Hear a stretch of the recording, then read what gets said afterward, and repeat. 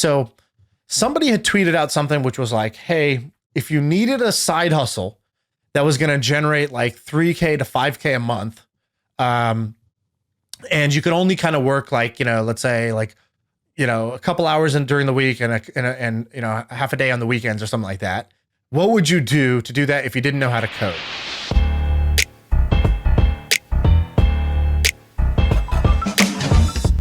Are we good? I'm a whole different guy, Sam Parr. You're looking at a man 4 days in to clean eating. And guess what? Wait, are you really? Now I'm on time. Guess what? Now my kids love me. Guess what? The stocks went up today for the first time in like 5 months. So a lot of things are going well here. What are you eating? I'm just like, I don't know if this is healthy or not, but I'm very heavy meat and protein right now and just like nothing bad and not eating late, not doing bad stuff. Dude, listen to this thing that I'm doing. It's called MyBodyTutor. Have you heard of it?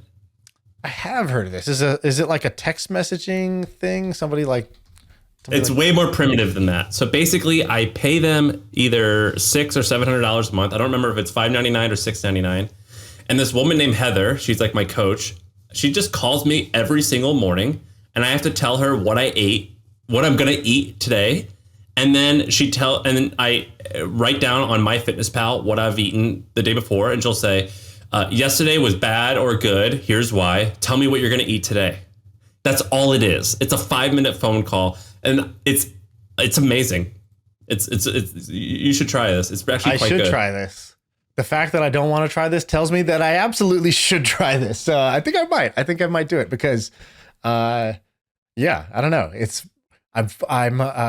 I'll tell you what. I'll tell you what's embarrassing.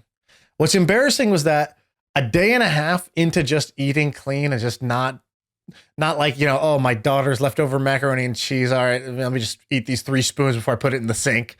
Or like, oh, there's a free cookie here at this thing. Let me just grab that. A day and a half in, I felt a difference, which tells me how poorly I had been eating if I could feel a difference just from a day and a half of eating perfectly right. What do you eat normally that's bad? Like, are you talking about like processed? Does clean mean just like no sugar and not processed? No sugar, not processed, not like late night snacking or whatever, like just cutting it off at a certain time. And then not like, okay, I've been like, what'll happen to me sometimes is I'll be like, oh, I'm working. I got calls. I got the pod. I got all this stuff going on. I'm excited. I look up, it's 2 p.m. I haven't eaten anything. And I'm like, all right, the next edible item in sight is just getting like devoured, right? It's like a stress eat at that point. Yeah, it's getting got. Oh, you thought this party size of Doritos was for a party? No, it's getting got right now. And so you ever heard of, someone doing a line of Oreos? It's when you get the Oreo tray and it's got like 3 columns and you do a whole line. You just take a whole column out in one sitting. That's something that would happen before, just on a inconsistent. I'm down, man, with basis. That. I like to do Oreo cereal. You just get a gallon of milk and a sleeve of Oreos and just go to town. So I'm on board with you, man. I like all that stuff too, but you just can't do it. Yeah, I can't do it. All right, so we got a bunch of stuff. Let's do some of these topics. I don't know where you want to start. Actually, I just see my topics. I don't see yours. Do you have any? I had a few. We went through a lot of them the other day, but well, one thing that is quick. The classic. We went through a lot of them the other day. The classic. No, I'm usually really prepared. But did you see that Conan O'Brien's thing got acquired? Team Coco. Yeah, you texted this. So what is it? So he has a podcast network, or is just his one podcast? It's a podcast network, but I think he's the heavy hitter, and it's for like 160 million or something. You said, right? Like a pretty 150 to 200. I forget the number, but they have 16 million downloads a month. We have 2 MFM or 3 sized. million. Yeah, we have 2 or 3 million a month. So what does that put us worth? And ours is a business.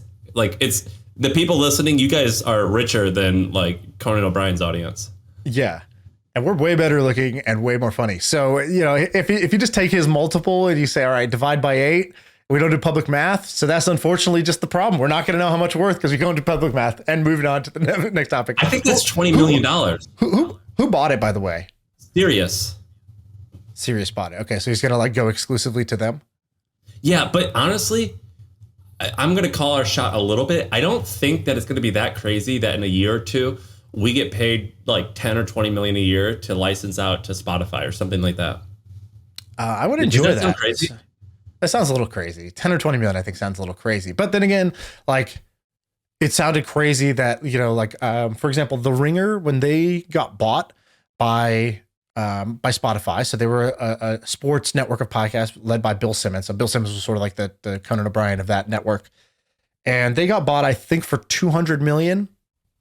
And what's crazy is it's not even exclusive to Spotify, which is just like wild to me that that's how favorable these deals are. In the same way that Joe Rogan, when he got paid by Spotify, he had to take it off of YouTube, but he's still on Apple Podcasts, which is pretty crazy. So when The Ringer sold to Spotify 200 million, I think they were doing about 15 million in revenue when they got bought for 200. Crazy. That is absolutely crazy. And was it only one podcast? Or no, they actually have a bunch more, don't they? It was like, 12 maybe or something like that. But they've got a few winners. It's like 3 winners. And then like, it's like one big winner, 2 small winners, and then a bunch of like long tail stuff that kind of doesn't matter in terms of like how big it is. But also I think for them, you know, the thing is it's not like they were bought for a revenue multiple. It's not like Spotify was like, you know what, we're going to buy this revenue multiple because, you know, that's going to get priced at a favorable rate in the market here. It was just like, we need to strategically move into podcasting. Okay, go get Rogan, go get The Ringer, go get the one that got bought that's like up our alley is that startup one, Gimlet. So they bought Gimlet also for a lot of money. They bought Anchor, that podcasting tool that sucked. Like not sucked. The tool was cool, but nobody was using it. They bought that thing for like 150 million, which is crazy to me. And so they splurged. And I think, you know, that splurge window is now closed. Well, listen, if you're a listener, and if you work at Sirius or Spotify or something like this, and you want to throw a few, we are motivated by money. Yeah, I do things because people pay me money, so we could have that conversation. I enjoy commas with many zeros around them. Yeah.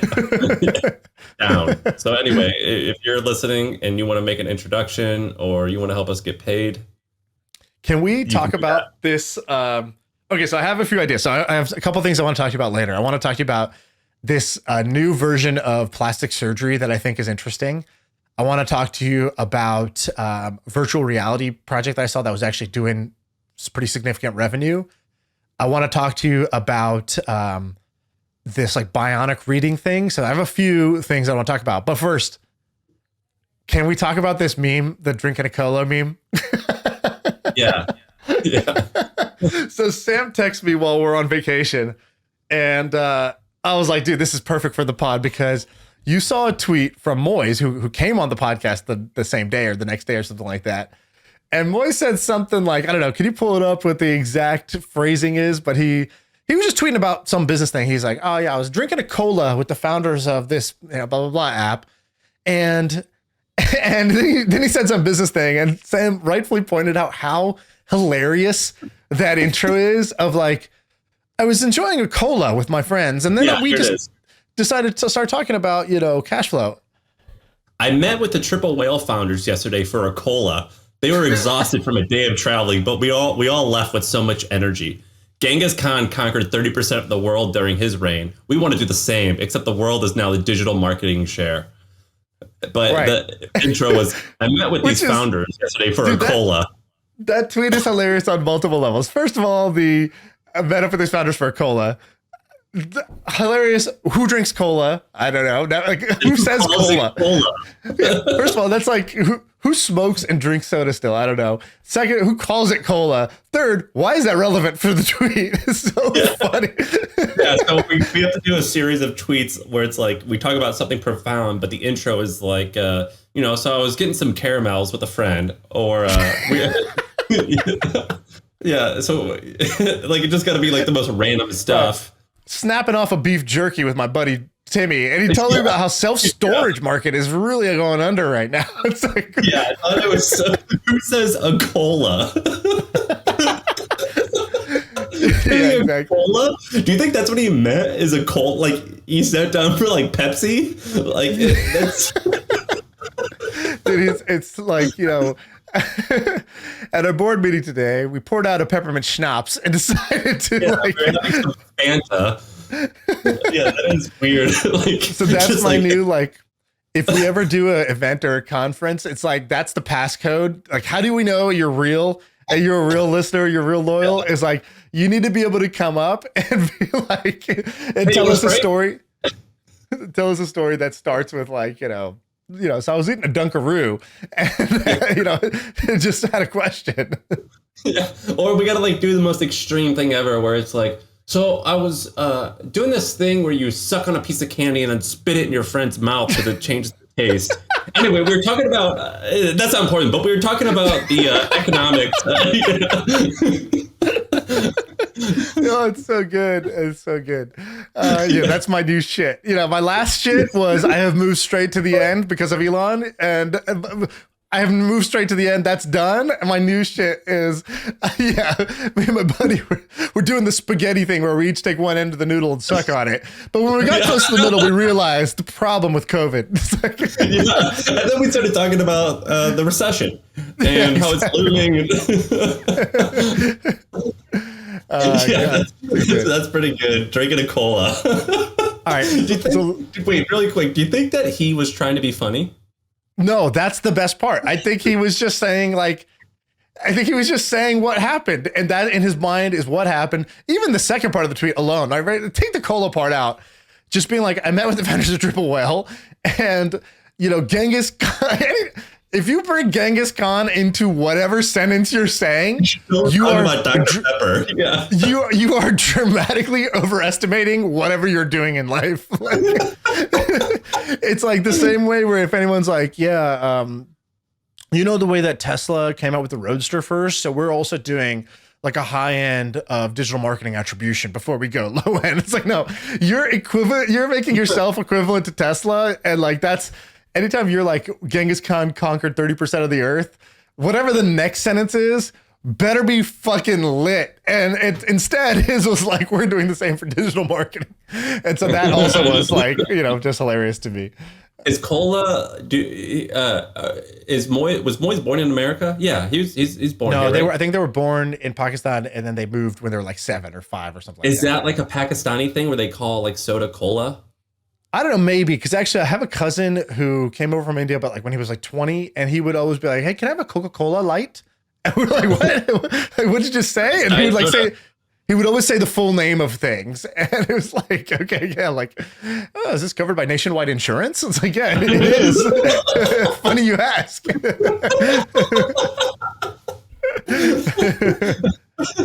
This is awesome. We could go on this forever. Yeah, it's too much. It's too much for me. All right, so I want to talk about a couple ideas. Did you see this thing about? I have this link in here. You can see it's this surgery that guys are getting that costs $75,000, but it'll make you 3 inches taller. Do you see this thing? They break your. That's a great thing to text to like your friend who like is a little short. You're like, hey, heard the news. Good news. Yeah. Congrats. Congrats! Heard about the scientific breakthrough. Oh, what happened? Get a vaccine? No, they break your femur and they'll put a rod in and it'll make you 3 to 5 inches taller. And this thing is like apparently just popping off. And I've just been looking at this like, it's like, what are the big problems that nobody wants to admit to but are real? I just think that that's an interesting prompt for business ideas. So it's like our buddy Craig Clemens does this where like one of his products is like one of his best-selling products, right? Like he's got these D2C companies that do like, I don't know, over 100 million a year in sales as part of his like bootstrapped thing. And I think one of their products was like some toenail fungus remover. And it's like just like the unsexiest thing, but it's like common. And it's actually something that people really want to get rid of, right? Or something that people really want to change. And I think height is another one. I've seen this now in 2 places. So first I saw this surgery thing and I was like, oh, that's funny. Like the article was written almost like, can you believe this crazy thing people are doing? And in my mind, I was like, yeah, I can totally believe that. I think being 3 to 5 inches taller is fucking awesome. Yeah, exactly. Like if you're going to get breast implants or like a fake ass, like, yeah, this is I'm on board. Exactly. And I was like, being taller is like, just awesome. Like if you gave me 3 inches, I'd be very happy. I'd earn more money and I'd be more liked. Like that's just a thing. Like Ben, how tall are you? You're like 6'4", right? Yeah. Yeah. So correct. You already know the advantage you have. You're so privileged, dude. You shouldn't even talk in this podcast. You're so privileged. Yeah. You're speaking from tall privilege right now. Check your privilege. Yeah. You need to check your tall privilege at the door right now.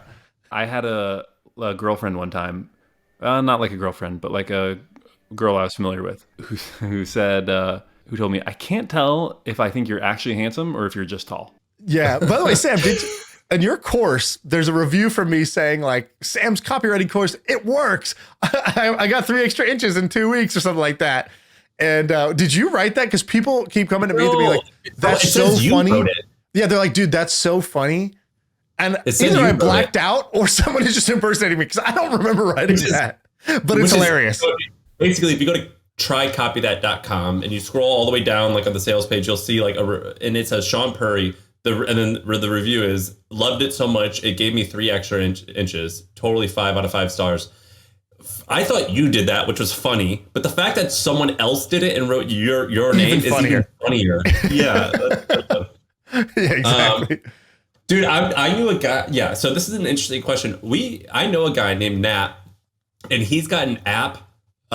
It's called like, I forget exactly what it's called, but it helps you with a Kegel. Do you know what a Kegel is? I think a Kegel is the exercise that you do, or is it the muscle that needs to be stronger? It's the exercise. It's the exercise that you have to do that keeps you from pre-jacking early. I guess that's an oxymoron. Or I like how you just shortened it. You're like, if I just say half the word, it's half as bad. The other thing, I think women do it, which is like supposed to be just like good for you in general, but also like tightens for women. It kind of tightens. It helps them helps sex feel better for them, I think is the idea. Well, this guy, and he created an app for men to keep you from just jacking early. And I think he kills it. I mean, let me guess. Like, it's not a huge doing thing, pretty but like well. 10 grand a month. Yeah. Wait, what? I guess, let me guess, it's doing pretty well. Yeah, it's doing good. And so that's like another one. I don't know if that's that big of a market, but what else is there? I think it is a huge market. I mean, look at what Roe and Hims did, right? So they took erectile dysfunction and they wrapped a brand that you won't feel embarrassed you're, like associated with around it, right? Like the value of Hims is partially the telemedicine piece, which is like, you don't have to go to a doctor and talk to somebody face to face about this. So it's like reduces shame on one end. And then on the other end, it reduces shame the other way, which is you get the package. There's no label on it. It's like completely discreet. And secondly, like they made their brand cooler so that you don't feel like a schmuck for using, you don't feel like something's wrong with you or you're broken in some way for using them, right? Like that's like the value of their brand. And that's why they built literally $1 billion brand doing that. Yeah. Here's another one. Have you ever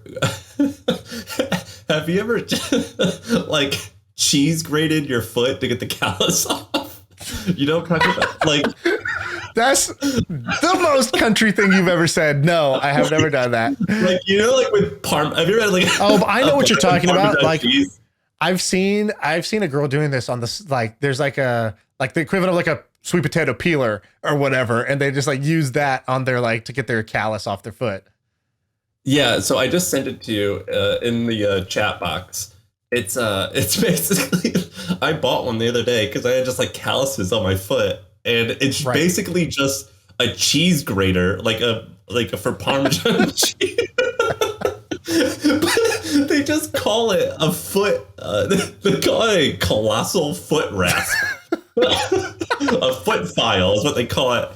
It's got almost 100,000 reviews. Oh my God. This thing has 82,000 reviews on Amazon. It's just like a cheese grater that they just have you ever seen a product with more reviews than that? Like the Hot Pot has, the Instapot or whatever has that many reviews. Is that crazy? It's a $10 like made in China cheese grater that they just call a foot file. Is that amazing? Is insane.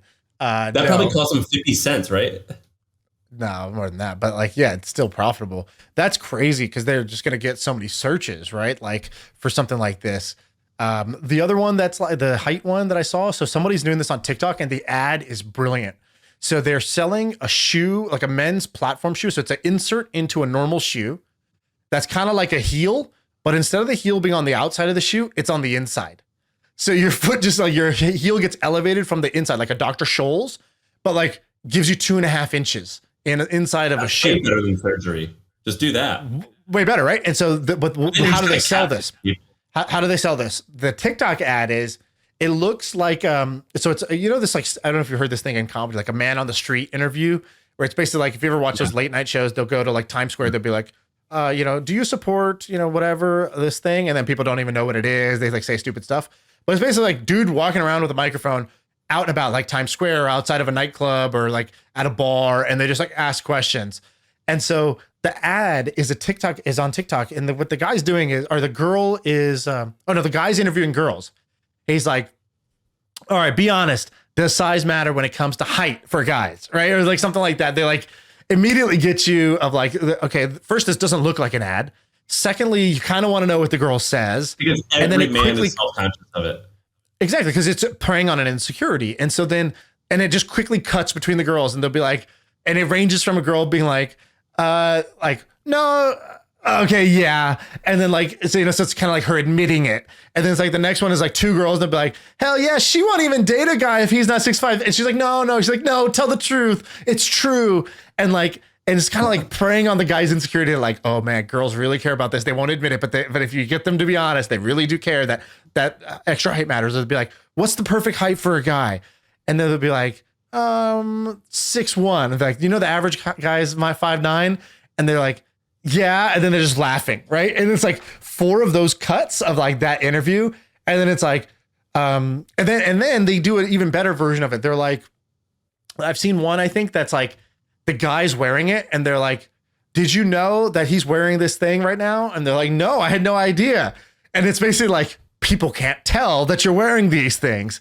And so they're addressing the objections that somebody would have. So first they create the demand, which is that like girls will find you more attractive if you're taller.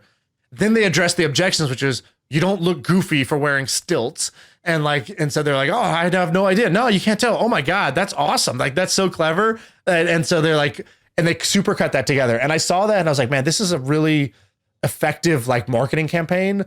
And it's also an interesting product category that I wouldn't have otherwise really thought about. That's actually interesting. Yeah, this is pretty cool. That is a good one that people are embarrassed about. They need to do an ad about how like everyone who says they're 5'11" is really just 5'9" because no one's actually 5'11". Like you just if you did a man on the street, you're like, how tall are you? And they're like, yeah, 5'11". I'm 6. And they're like, okay, cool. We have a thing right here. Just stand up. And they're like 5'10". No one's 6 even. No one's 5'11". Yeah, you're either 5 or you 6'1". Yeah, that's true. Never met a 6-footer in your life. It's like a leap year. I've never met a 6-footer in my life, dog. You 5'10". Just admit it. 5'10", 6'1". No in between. God skipped that. We went from 5'11" to 6'1", but you weighed 6 even. Yeah. God doesn't make mistakes, but he never made a man 6 foot even. That stamp wasn't made. So like anyone who says they're 6 even, that ain't true. That's why women always say you have to be at least 6'1". Let me tell you another TikTok marketing thing that I think is pretty clever that I saw. Have you ever heard of? It's probably not. It's pretty niche. But this thing called Farkate Apartments. I have it on here. It's FARKATKTE. So basically, there's a woman on TikTok, and she's a real estate broker or a leasing broker. And I'll tell you how I arrived at this. So somebody had tweeted out something which was like, hey, if you needed a side hustle that was going to generate like $3K to $5K a month, and you could only kind of work like, let's say like, a couple hours during the week and half a day on the weekends or something like that. What would you do to do that if you didn't know how to code? And one of the interesting answers was, oh, I'd be a leasing agent, because if you can get an apartment leased up, you get, I think, the first month's rent or something like that as the broker. Yeah. And so the rent is going to be, in New York or San Francisco or these big cities, the rent's going to be like $3,000, $4,000, $5,000, $6,000. And so if you just lease one apartment, right? So if you get one apartment leased, that's $5K right there. That's pure profit, essentially. And what I saw was that some people, what they're doing is they're creating popular TikTok accounts, just showing unique spaces, or like in this case, she shows like hilariously bad apartments. Like she'll walk into this place, she'll be like, all right, this apartment, this condo is exquisite in like whatever, Queens here. And then she'll be like, how many bedrooms is it? There's no bedrooms. There's just this loft. Actually, it's not a loft. Actually, it's just this like area above the kitchen where there's like a pipe above your head, but like there's like 3 inches to go sleep up there if you can climb up.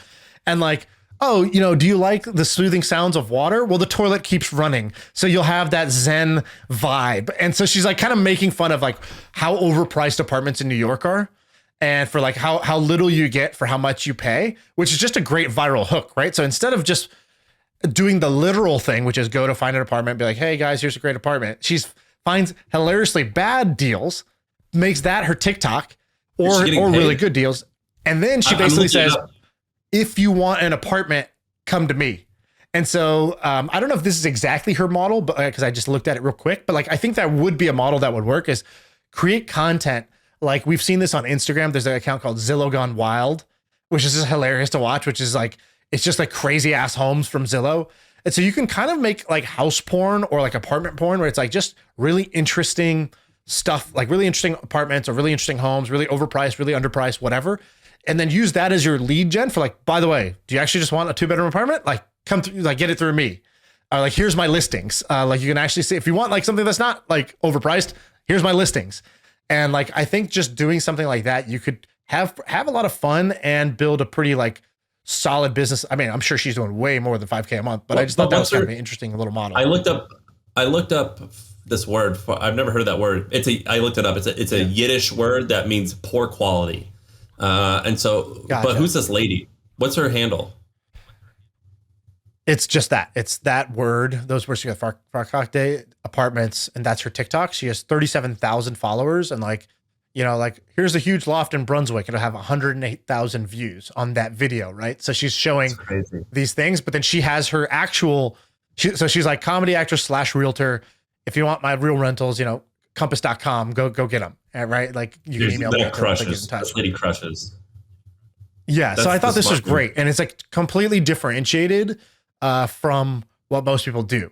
And so like, I'm trying this right now with the Milk Road, which is like, I'm really obsessed with this idea of like, if you combine two things that are usually not combined, you don't have to be great at either one of the things, because you've created a whole new combination, right? Like this happens in food all the time, where like you've talked about this formula in food, like jumbo donut. It's like, you don't need to have the best donuts. Just do a huge donut, and then people will come to you for that, right? Go for the biggest. Make like a green, purple ketchup, green, like, or Dorito tacos, right? Like, it's not that it's better, it's just so different. And so with Milk Road, we're doing this right now, where I'm trying to create like basically it's not funny enough where it'd just be like a straight up like comedy thing. Kind of like but this it's podcast. Like a lot of, yeah, it's like this podcast. Yeah, I don't know why I'm trying to go for this like far-fetched example. This podcast. Are we the richest? No. Are we the smartest? No. Are we the best prepared? No. Do we have the best insights and research? Absolutely not. Are we the funniest? No. But do we have the right combination of like, we're having a good time, we make ourselves laugh and make you laugh just enough, where like it's business and it's just enough business and just enough make you laugh. And that's what like I'm trying that with the Milk Road now. I'm trying to do the same thing. It's like there's crypto information. There's a lot of people trying to be the smartest guy in the room with crypto. It's like a big brains contest. You go into a room and everybody's just trying to have this like 9,000 IQ. And it's like, well, we want to be smart, but we're not going to be the smartest, because who the fuck knows who's the smartest? And it's really hard. But like, we can also be slightly funny, and we would differentiate ourselves from everybody else doing crypto content. And so I'm pretty interested in this idea of stacking unique skills that are like, you don't have to be the best at either. You just have to be just dangerous enough at both. But if you combine them, you're completely differentiated in your market. Can I ask you about a crypto story really quick that you might know about? And I need you to explain it to me. So do you know anything about Sam Bankman-Fried? That's his name, right? Bankman-Fried? Yeah, of course. So how old is he? Is he under 30 still? He's like 29, 30, 31. I know he was under 30 at once, but is he still under 30? No, they are currently the leading sponsor of the Milk Road. So FTX, go get your account. So he is 30 years old exactly on the dot. All right. That was a bad joke I made, by the way. I said I knew he was under 30 once, but is he still under 30? That was good, actually. I just didn't pick it up. All right. So this basically when he was 28, he was worth like $20 billion, right? Yeah, I think him or the guy from Binance, they're the richest person from crypto besides whoever Satoshi is. That's crazy. So, he said in an article the other day, he's like, I'm thinking about spending $100 million on the upcoming presidential election, but I'll probably cap out at about $1 billion. Yeah. And just like that statement is just a ridiculous statement to like, not that it's wrong. It's just like a crazy chain of words added together in one sentence. Like I didn't think I would hear someone say it, let alone a 30-year-old. What type of person is this guy to become that rich at like 28? He also has a unique skill stack, which is that, so he was like I think a trader or an analyst at Jane Street. So it's like kind of like a smart quant type guy. And then, I think I've told the story before. You know the story about the kimchi like arbitrage or whatever? You know this? Not exactly. I know that like he did some arbitrage, but I don't understand why Bitcoin would be cheaper in Korea than it would in America.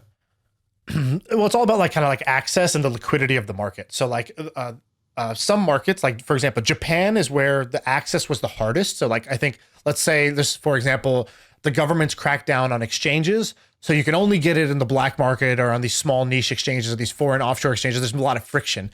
And so because of that, and you can't access Coinbase.com.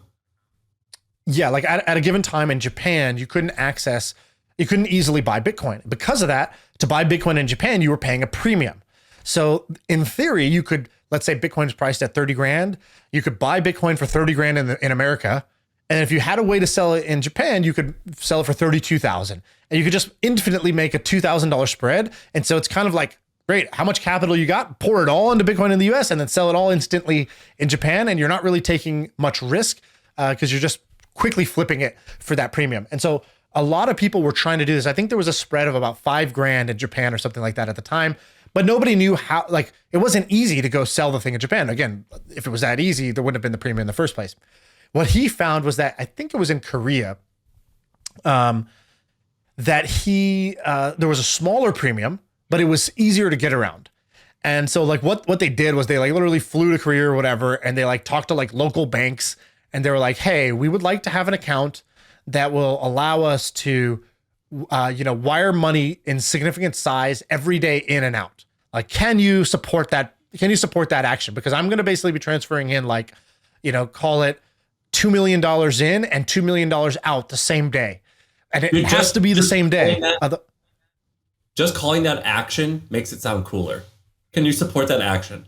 That's such a better word than the amount. Can you handle that size? That's my new ship also, by the way. Just being like, yeah, we got to be able to do it in size. Or like, yeah, they're moving in size. It's like, I'm just going to say action instead of the word amount. So like asking my wife how much like beef she wants me to buy at the store. How much action do you want? How much action are you trying to get on these ribs? In terms of oat milk, are we trying to move size? Or how much action do you want? Yeah, it's crazy. Oh my god! So basically, what ended up happening was he had this company, like whatever, Alameda Research or whatever. But like he saw that I think it was like the kimchi premium was like the big premium was like if Bitcoin was 10K in the US, it was 15K in Korea. And I think in Japan there was a smaller one. And so he was able to do it in Japan, and he made like something like $20 million doing this arbitrage in like one summer. And it took him like flying there, finding a network of local banks that would let him wire serious money in and out and make sure that they could just repeat these transactions on the same day close so that they had the money. They were recycling a small amount of money. So I think it was like take $2 million, they buy Bitcoin, they sell it in Japan. They take the money that they made in Japan, they need to be able to wire it back so that tomorrow they can go buy again 2.2 million of Bitcoin based off of the extra that they made. And then they did the same thing next day, 2.4 million. And they got it up where they eventually profited like 20, 30 million. So then he basically was like, all right, him and his like small team, I guess, like this little crew that was doing this arbitrage. Did he have money ahead of time, or was he just living with roommates? Living with roommates. Even now he drives like an old beat up Honda or some shit like that. He sleeps like in the office on a giant beanbag. So there's like tons of pictures of him just like passed out on a beanbag in front of his desk. And it's actually like 2 beanbags, like upper body on one, feet on the other, creates this tiny little SBF bridge in between them. And like, that's just the way this guy works. And he's like, you know, he's vegan. He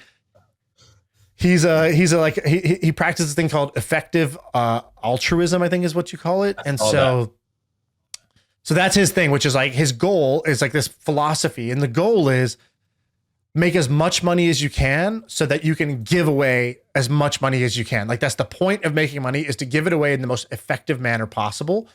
And so it's like earn to give is the like name of the like the philosophy of what they do.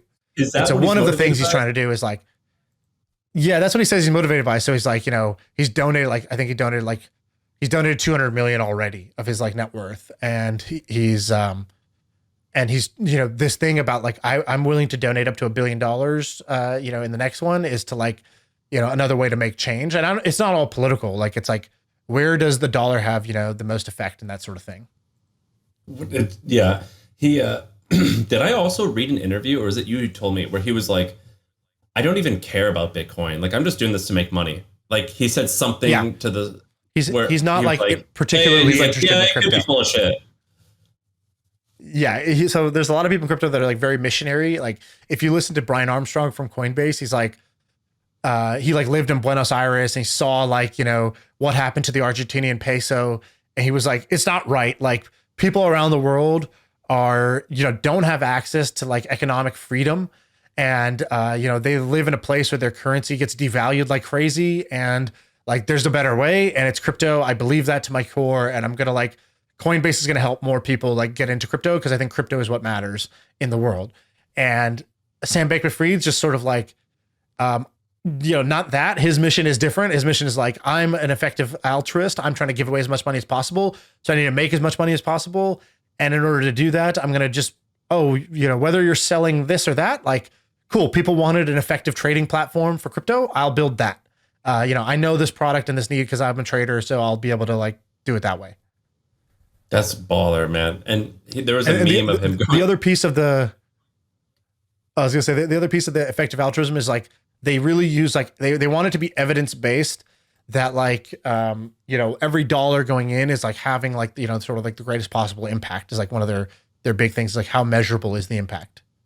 Dude, this guy's great. There was a funny meme of him going around. Basically, this guy, his name's Sam Bankman-Fried. Google him, and he looks like you'd want him to look. So he's kind of like a chubby Jewish guy who wears like New Balance shoes and like high socks and cargo shorts and like an army green t-shirt and like shaggy hair and a huge Timex watch.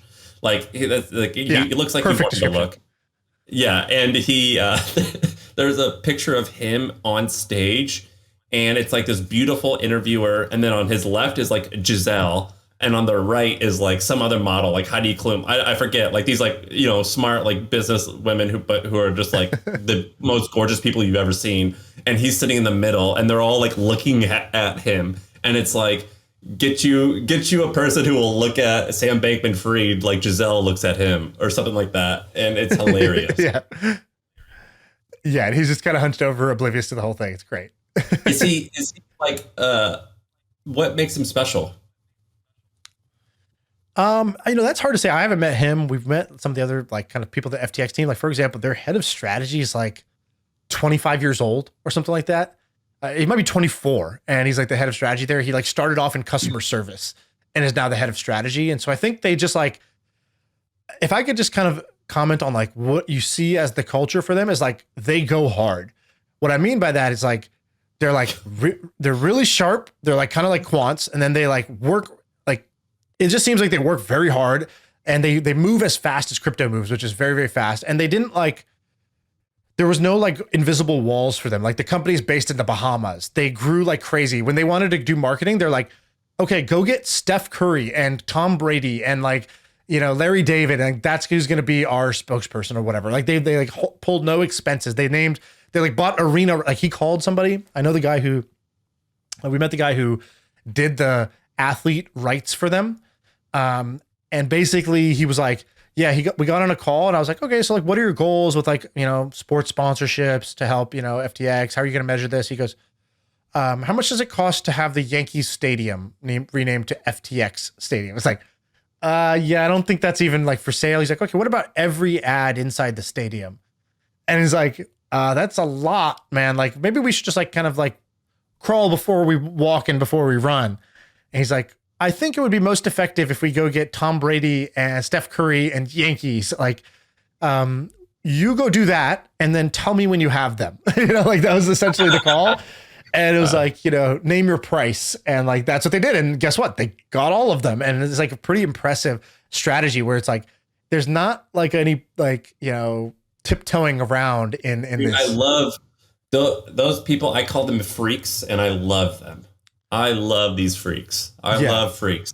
He also is one of my favorite Twitter followers. Like, I don't know if do you follow him on Twitter? He posts awesome threads that are like, not like, again, it's not propaganda for his company, but it actually is effectively propaganda for the company. So he'll just be like, here's my thoughts on like raising money. Here's what actually happens.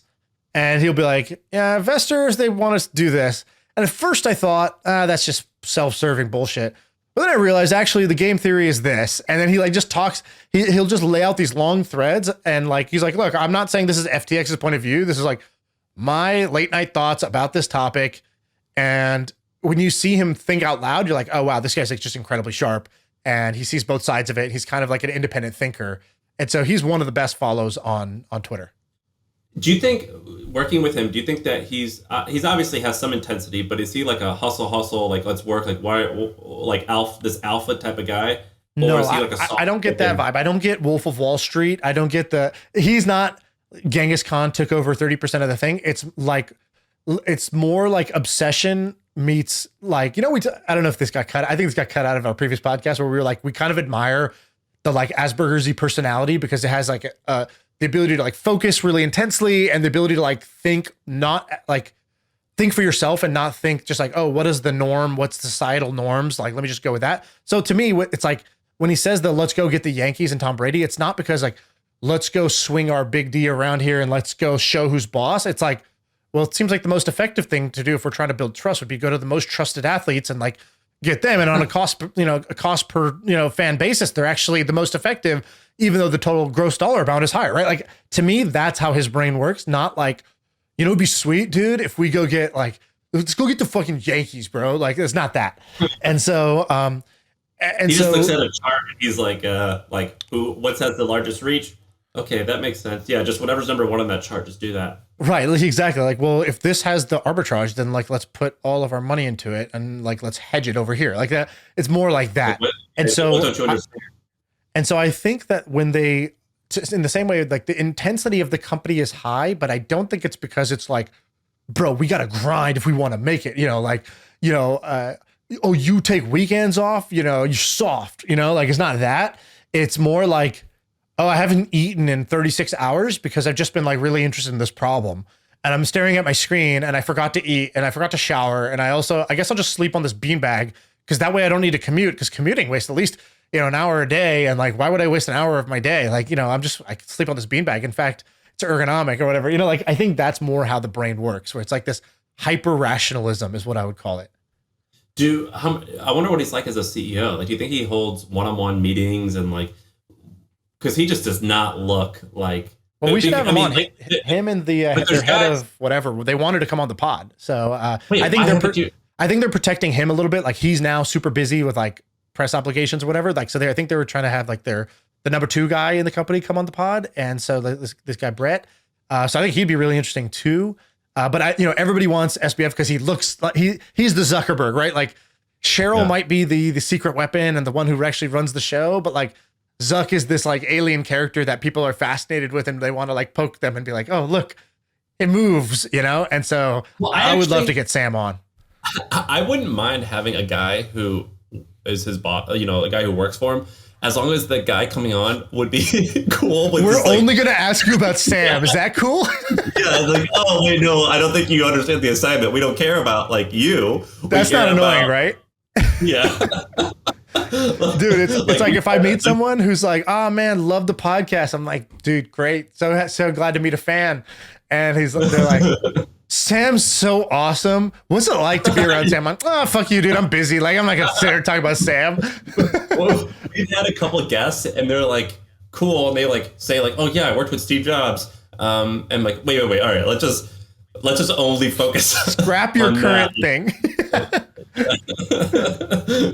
So as long as they're okay, like if they understand the assignment, that it's strictly a like we're just here to like learn. Like Joe Rogan had this guy who worked at SpaceX, and they talked about what it's like to work to Elon, and I was like, oh, let's just only focus on that thing. The whole go to space stuff is cool, but just tell me what it's like to work with Elon. And that's what as long as they understand that's the assignment, I'm on board.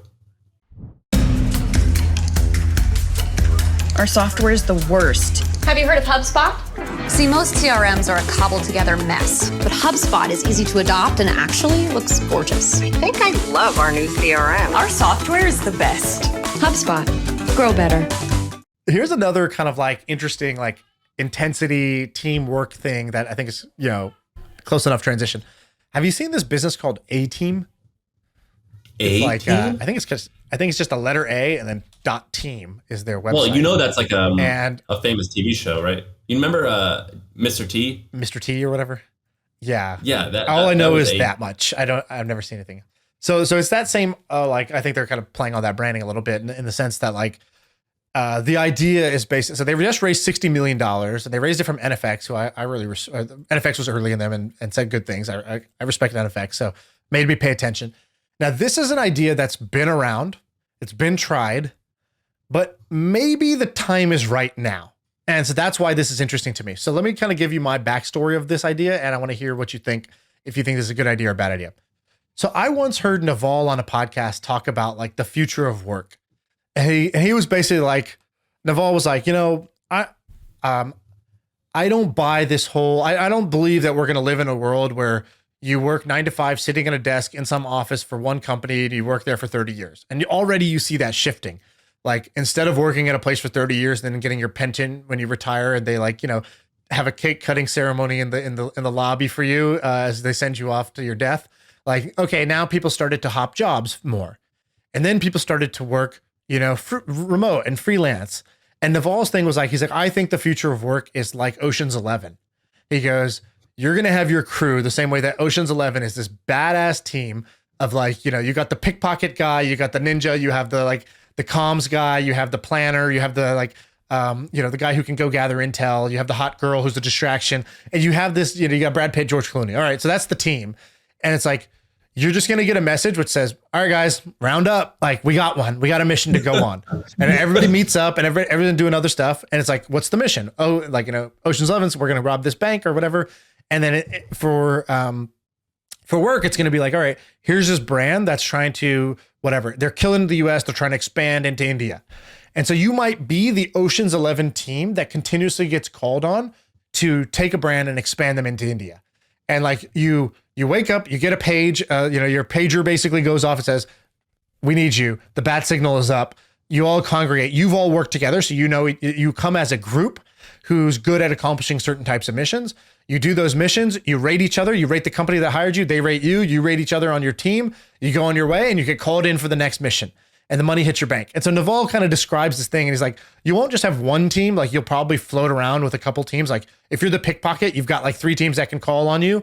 And it just works that way. So you get reputation that's built not on a resume, but through this like verified ratings of like, I've actually worked with this person.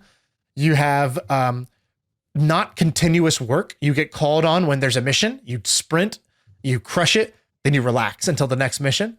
Oh. You can work as much or as little as you want. You may or may not even know the identities of the other people. You could be like, my nickname is just whatever, Starwing. And I just go in and people know me as Starwing. And that's how I work. And like, that's the future of work. So that kind of fascinated me when he described it. And he did it in the Naval way, which was like, 1/10 of the words I just used, but twice as interesting. And now I'm starting to see some startups pop up that are doing this. And to me, A.Team is an idea of that, where they're like, oh, you want to build an e-commerce website? Well, we have the designer, the front-end developer, the back-end developer, and the like conversion optimizer. And like, they'll just swoop in and they'll just do it for you. In like 2 weeks, you'll get a better product than whatever. And here's the big lump sum payment you do for that team. This is so amazing. I saw a meme the other day where it was a guy. He goes, I so look forward to the day where I'm just sitting at a bar and a stranger walks up and says, I'm putting together a team. And I look at him and respond, I'm in. When do we leave? And it was just like that. Yeah, I live in the duffel bag, Yeah. I'm putting the team together. You in? Dude, this is awesome. Their site is amazing. This is one of the best landing pages I've seen in a long time. It's A.Team. Look at their landing page. It's pretty good. The hero image is really good. And then, the examples are good. So succinctly describe what they're doing. So you just log on and you see it. It's a relatively strange concept, and they describe it in like 2 sentences wonderfully. This is awesome. I'm not sure. I think it's quite bold to say it's the future of work. I don't think that that's what it is, but I think it's like a subset of freelancing that's going to be amazing. Yeah, exactly. It's not everybody, but in the same way, like the gig economy made it so that, I can, like, a thing that didn't happen 10 years ago or whatever, like, was you wake up, you like hop in your car, you open up your phone, boop, this guy wants a ride over here, drive over there, pick him up, drop him off, cash at your bank. You made $16 for that ride. Oh, you want to stop working because you want to go pick up your daughter from school. You swipe to log off. You're off work now. You want to get back on later, at midnight and take people to the airport. All right, you can do that again. Like that whole gig economy thing where your phone just gives you jobs, like gives you work that will just pay you small micro like payments off your micro tasks. That's pretty cool. And that's like a thing that Uber and like TaskRabbit and DoorDash all brought to the table. So I feel like there might be the next version of that, which is like for highly skilled cross-discipline. Like I know I could do this, for example, like I have 3 or 4 people where it's like, that's the great developer. This is the great designer. I'll be the marketing guy. And this guy will be the, whatever the. But the problem is that they're not available like to do stuff. And this is creating an opportunity for them to be available. But if like I've gone to the Shopify marketplace and I've used Upwork. And oftentimes when I use Upwork, it's just like a guy in India who's like the face. And he's got like a team of like 8 guys. And isn't that kind of what's already happening? They just package this in a far more sophisticated and sexy way. Yeah, they did in a more sexy way. And I think it's more for premium like things. So like in the same way that like if you don't want the India thing, but you want like it's sort of like what an agency does. But what agencies do is they specialize in one vertical. So it's like we do SEO, we do Facebook ads, we do copywriting. And what this is saying is like, no, you're trying to launch a marketplace. You're trying to launch a new NFT marketplace where you're going to need somebody who's great at email marketing. You're going to need an engineer who knows smart contracts. You're going to need a designer. You're going to need a social media person. So like whatever, they give you the 6 cross-disciplinary people that are good at building marketplaces. And that's just like a different cut of the same idea of agencies. This is awesome. This is one of the cooler companies I think I've seen lately. This is amazing. Yeah. How'd you find this? Because the guys I follow at NFX, they were like, hey, this company's growing really fast. Like, fast. I forgot what they said, but it was like growing super fast. And I was like, how fast? And, that's why I started looking into it. And it reminded me of that dreamy idea that Naval had brought up. And I was like, oh, maybe now with COVID, maybe now the time has changed where like there's enough really talented people that are no longer like locked into jobs because they're at home, they're remote. They've got like all the right people. If you go to like their team, it says that their featured advisors are the guy who started Fiverr, which is crazy. The guy who started Fiverr also started Lemonade. That's pretty wild. The CEO of Upwork. So like they've got all the right people on board. Wow, yeah. This is an amazing company. This is a badass find. I'd never heard of these guys. Yeah, wow. That's cool. All right, take another idea off this list and another topic off this list, and let's do that. Let's do that one. Yeah, I literally never read Docusign. I just sign. This is more like I just needed to verify with you. Do you also do this? Like, dude, when I get a Docusign, I'm not reading it. I'm not gonna lie. You can scam me pretty easily. Have you seen the South Park episode where like it's like what they do is they create you know what a caterpillar is? No. So it's like do I want to know? They take a chain of 6 people and they okay, I think I know. Go ahead. They sew their mouths to the person's butt, and you just gotta stay there.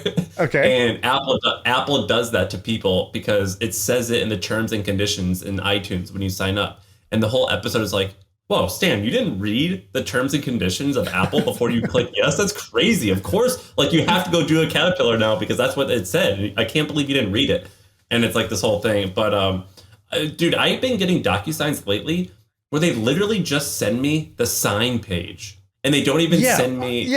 Yes, people are like, hey, here's the Docusign. It's just a one underline and it says sign here. I'm like, sign what? What am I signing? Yeah, it's called a signature package. And basically, I've got it in the context of a company that I've invested in. They need me to sign paperwork for some reason because they're raising a new valuation at a higher valuation. And they literally just send me the signature packet.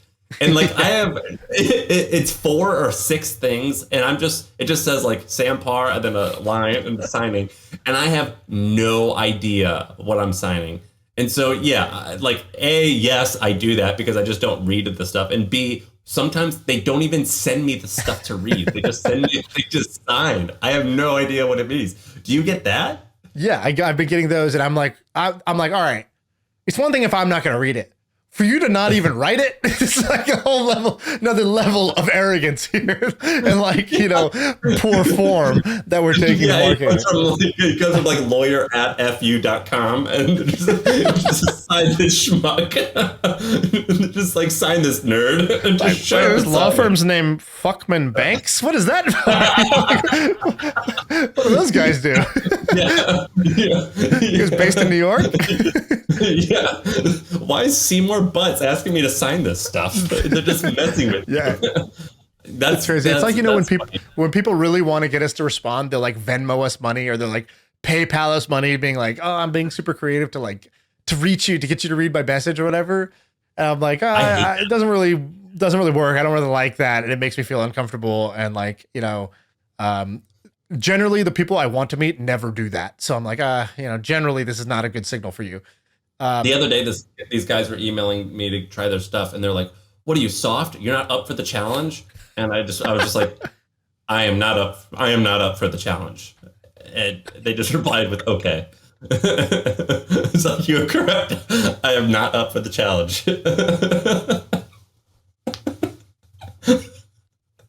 I think people, they hear us on here and we're joking around, and they're like, what if I take that joke to the next level and I make it weird and they don't know me and they somehow think that's going to work? It's like, this works as me and Sam have known each other for like 10 years and the jokes are meant to be jokes. They're not serious. And it's like, then you take that same idea, you make it serious and you do it from a stranger. It's like, no, that's not the same thing. Yeah. I actually don't like the annoying. The other day, this guy sent me an email, and in the subject line it said like you're a C-word sucker, and he's like made you open, and I was like, oh, I don't like that I find that to be inappropriate and not cool. Like I'm not on board with that, and that's what he said. But I can totally see how somebody would listen to this podcast and think, they'll love that. Yeah, or like it's like, well, why are you approaching me? It's like we're that's what we're doing. Where we're like, oh, I love this copywriting, and just do what you got to do. And for the hustle, I was super annoying getting people to be conference speakers. Like, yeah, but I don't like when it happens to me. Yeah, but I didn't call someone like a little bitch. Like people will call me that. They're like, "What's up, you little bitch?" And I'm like, dude, I don't know you. Who was doing that? Like, somebody was doing that. Somebody who worked for us was doing that, right? Yeah. I am not calling them out, but they called us a little bitch. And I'm like, dude, you're an intern. Don't talk to me like that. And like, my friends don't even call me a little bitch. Like, what are you talking like that for? It was like, I think it was an intern that called us that. Yeah. Oh, I know. I think it was Abreu. Abreu used to call us a little bitch. I wasn't going to call them out. You're like, I'm not going to call them out. Oh, unless it's Abreu, in which case. It was Abreu. He was our producer, and he'd be like, time to work, you little bitch, or something. And I'm like, dude, don't talk to me like that. I don't talk to you like that. It's like, why are you calling me that? Yeah, Abreu came in really hot. He came in really hot. Let's do one more. What's this? Yeah, no, I mean, I love him, and he could talk to me that now that we're friends and not coworkers. But when we were coworkers, I was like, dude, I was like offended. I was like, please don't call me that. That I don't like that. Zelensky deepfake. What's that? Oh wait, no. What's the history of the internet? That's a longer one. I went down this rabbit hole of like the history of the internet, like how it came out. Pretty crazy, just crazy stuff. I'm not gonna do that one right now. That one's too long. But Okay, so Zelensky deepfake. So people know about deepfakes, which is like I think a lot of people who listen to this probably know about deepfakes. But if you don't, it's basically the way that you can Photoshop a picture to kind of like edit it and make it look a certain way, and it looks real, but like, oh no, that's been photoshopped. You can now do that with video, which kind of means but it's not as easy, right? Oh, like there's not harder. an app I can download. It's not yet. There are some, but like, Right. you know, in a small way, like the Snapchat face filter is essentially like a bit of a deep fake. There's this Have you app. seen the baby one? Or the one where it makes you sad and cry? No. Is that on Like Snapchat? yeah, it's on Instagram, I think. They like show someone's face and they're like, hey, Shaan, why are you so sad? Why are you crying? And you're like, what? I'm not crying at all. But like it looks like you're crying and sad and like you have a frown. And so like that's amazing. one version of it. Then there's like there's this app, I forgot what it's called, it's something Moves or something like that. It's like some dance app, but like you basically take a picture of yourself standing there and then it'll make it look like your body, it'll make you look like a great dancer. You could go post something on Twitter. I think you might have done this where it's like I think that's how you found it, was I did it. It looked like I was breakdancing. Yeah, you're like it's like, yeah, just jamming out on a Wednesday. It's like, whoa, Sam can breakdance? Then it's like, it looks not quite right. Wait a minute. And it's like, oh yeah, that's like a deep fake. Basically, it's a deep fake video. And so but they're getting better and better. Like you'll see them do this with like, oh my God, did you hear Obama saying the N-word? It's like, what? No. And then you watch this video, it's like, it's a deep fake, but they can like mimic his voice and his lips moving and talking, doing something. And then this is happening. It's like, it's becoming a big problem in the porn industry because people are doing this with like, oh, there's some girl in my college and I'll just take her picture and I'll make it look like she shot this, you know, sex tape or whatever. And people are like, dude, that's like, you know, really effed up. But like the technology can do that now. It can basically make it look like somebody was doing something that they never did. And so this is becoming a problem. And there's one with Zelensky, the Ukrainian, president, prime minister, whatever he is. And like, there's this video going around of him talking and it's there's a real video. And then there's the deepfaked video where it shows like a trail powder of cocaine on his desk, and they're like, and the Russian propagandists are saying, like, look at this, your president's breaking down, he's using drugs, that's why he's saying all this crazy stuff. And they added some stuff in the background of the video, and I'm like, oh man, this is just gonna get super crazy. Of like, how do you know what you can trust if you can't trust your eyes and ears anymore? Like, how are we gonna like prosecute crimes? How are we gonna like prevent people from like just completely slandering your reputation? How are we going to prevent people from like, you know, like this was what people said that the Russians were doing with Hillary, like during the election, was like, they were showing propaganda of like, Hillary said this about black people. And they were promoting that in like predominantly black counties where they were trying to sway the vote and like get them to not turn out for Hillary.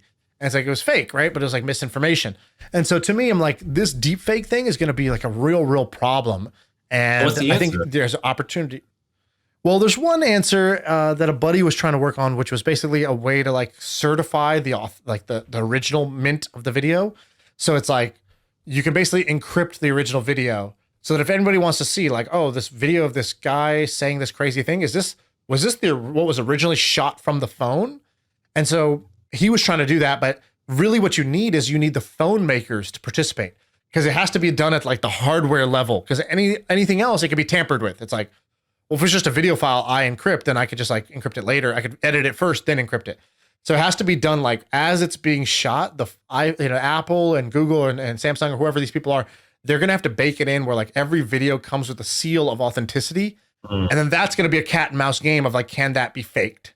Because you could put somebody in prison for like a fake murder. You know, like that's how crazy this is gonna get if we don't have a way to fight against deep fakes. By the way, go to the chat of Riverside and click the link I just sent you. Tell me what you think about that deepfake. That's you dancing, dude. That's great. Yeah. You said announcement. While you guys have been taking this time to chill, your boy's been learning to dance. Get on my level. And then it's a video of you. Okay, so it's get Sway. So Sway is the name of the app. So getsway.app is the name of the thing. And this is hilarious. Although it made you look a little chunky here. You look a little bit like Will Ferrell in this video. So, you know, you could dance, but it also looks like you put on like the COVID 30. That was pre-influencer. Well, no, but it's like glitching. It's not your actual thing. It's like, because you're moving so fast, it's like, it has to make it fuzzy. It can't have like a really sharp like line. It's pretty good though. Obvious. It's pretty good. App. I mean, click left. Go to the left one. There's another one. I mean, it's pretty amazing for just like a free app. What do you mean? What do you mean click left? There's no left. There's a video to your left. On the next picture to the left. On your profile. Okay. I mean, it's a pretty amazing. What's the app called? Get Sway. Yeah. Yeah, I think it's pretty amazing. Anyway, so I hope some smart people out there are working on deepfakes. I'm curious what people are going to do. The only solution I know is doing it at the hardware, the operating system level, and even that's probably not perfect. But if somebody does figure out a perfect way to do this, that's going to be very, very valuable technology. And I saw the Obama thing. Yeah, they made him kind of say some crazy shit. Yeah, man, I agree. It is kind of scary. Well, Ben, what do you think? How do we do? We got giddy Great early. Episode. Very, very eclectic. Very eclectic, but like all very interesting stuff. And the cola stuff was all time. Can't wait to drink a cola with you guys. What was your favorite one? Your favorite non-cola, doing the cola one. Which one did you like? I think eating caramels was my favorite. It's just simple and amazing. So unexpected. I think my favorite was actually, we were just eating spaghetti, kissing in the middle, when all of a sudden me and my co-founder were doing the kissing the spaghetti thing where you each take one end, put it in your mouth, get meat in the middle. And what we realized was that the recession yeah. And then we realized yeah, that's a good one. The best part is but the thing about co-founders is it's like you don't address the first part. And you got to do this like in a keynote. That's like a product, like a Steve Jobs product announcement. And never address it and never laugh. In the office, grabbing each other's butts, and then it hit us. Why stop there? You know? All right, we're out of here. This is great.